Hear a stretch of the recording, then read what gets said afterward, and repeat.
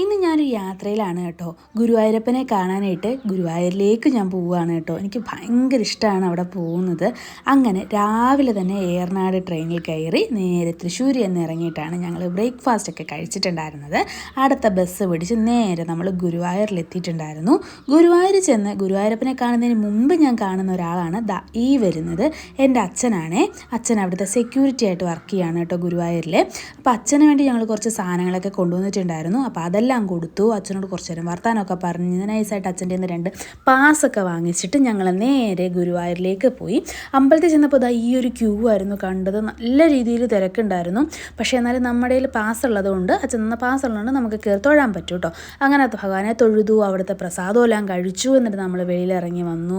പിന്നെ അവിടുത്തെ അധികം വീഡിയോസ് എടുക്കാൻ പറ്റൂലല്ലോ, ഫോൺ അലൗഡ് അല്ലല്ലോ. അങ്ങനെ നമ്മൾ ഫോണൊക്കെ എടുത്ത് മാറ്റി വെച്ചിട്ട് അതൊക്കെ ഫോൺ തിരിച്ചെടുത്തു. പിന്നെ പഴയിടത്തിൻ്റെ അവിടെ പോയി നമ്മൾ നല്ല അടിപൊളി ഏത്തയ്ക്കപ്പം ചായയൊക്കെ കഴിച്ചിട്ടുണ്ടായിരുന്നു.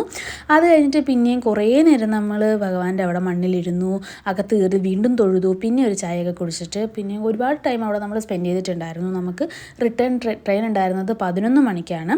എന്നാൽ പോലും നമ്മളൊരു 9 മണിയായപ്പോഴത്തേക്കും ഭഗവാനോടും അച്ഛനോടും ഒക്കെ യാത്ര പറഞ്ഞ് അവിടുന്ന് തിരിച്ച് നടന്നാണ് റെയിൽവേ സ്റ്റേഷനിലോട്ട് വന്നത്. നടക്കാനുള്ള ദൂരം ഉണ്ടായിരുന്നുള്ളൂ, ഒരു 1 കിലോമീറ്റർ ഇല്ല. അപ്പോൾ നടക്കാനുള്ള ദൂരം ഉണ്ടായിരുന്നുള്ളൂ. അപ്പോൾ റെയിൽവേ സ്റ്റേഷനിലോട്ട് വരുന്ന വഴിയിൽ തന്നെ നമ്മൾ ഫുഡ് കഴിച്ചിട്ടുണ്ടായിരുന്നത് ഫ്രൈഡ് റൈസും അതുപോലെ തന്നെ ഗോബി മഞ്ചൂരിയനുമാണ് കഴിച്ചിട്ടുണ്ടായിരുന്നത്. എനിക്ക് അത്രയ്ക്ക് അങ്ങോട്ട് ഇഷ്ടപ്പെട്ടില്ല, എന്നാലും കുഴപ്പമില്ല. പിന്നെ ഇതാണ് മഞ്ജുളാൽ എന്ന് പറയുന്നത്. അങ്ങനെ നമ്മൾ 9 മണിക്ക് തന്നെ റെയിൽവേ സ്റ്റേഷനിൽ വന്നിട്ട് കുത്തിയിരിക്കാൻ തുടങ്ങിയതാണ്. 11 മണിയൊക്കെ ആയപ്പോഴത്തേക്കാണ് 11:30 ആയപ്പോഴത്തേക്കാണ് ട്രെയിൻ എടുത്തിട്ടുണ്ടായിരുന്നത്. അടുത്ത പോസ്റ്റ് കിട്ടിയത് തൃശ്ശൂരിലാണ്. നമ്മൾ വരുന്ന ട്രെയിൻ വേറെ റൂട്ടായതുകൊണ്ട് നമുക്ക് പല ട്രെയിൻ മാറി കയറിയാണ് വരേണ്ടി വന്നത്. നല്ല രീതിയിൽ ടയർഡായിട്ടുണ്ടായിരുന്നു. കാരണം വെളുപ്പിനെ തുടങ്ങിയ യാത്രയാണല്ലോ.